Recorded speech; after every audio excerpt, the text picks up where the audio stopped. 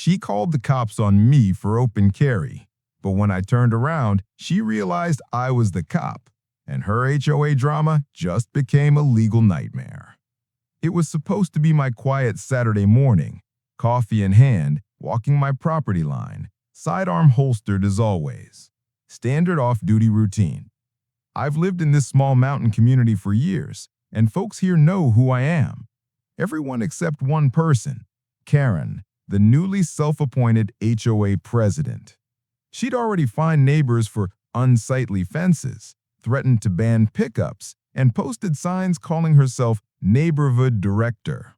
I'd kept my distance until she made me her next target. I was halfway down the trail when she stormed toward me, clutching her phone. "You can't walk around armed here," she barked.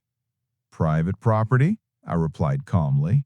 "You're violating HOA policy," she snapped, raising her phone to record. 10 minutes later, a county patrol car rolled up, sirens off, lights flashing. I almost felt bad for the deputy stepping out. He took one look at me, froze, then started to laugh. Sheriff?" he said, adjusting his hat. Karen's smirk disappeared instantly. I stepped forward. "Ma'am, you just called in a false police report. That's misuse of emergency services."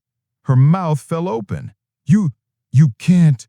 I hold up my badge. "Actually, I can."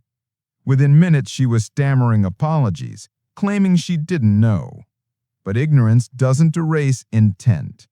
I filed a report documenting her harassment, trespassing attempts, and repeated false claims against neighbors. Over the next week, county inspectors reviewed her HOA's charter. Turns out, it wasn't legally registered at all.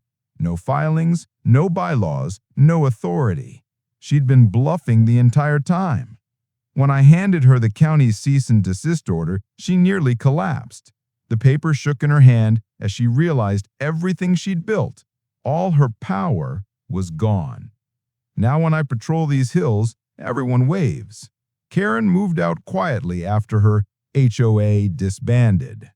The sign she once put up, "Private HOA Grounds," now hangs in my office, a reminder that fake power doesn't stand long against the law. She tried to get me arrested for open carry. She ended up being the one exposed by the man wearing the badge she called. I am Liam, and trust me, the next HOA story is even worse. Subscribe now.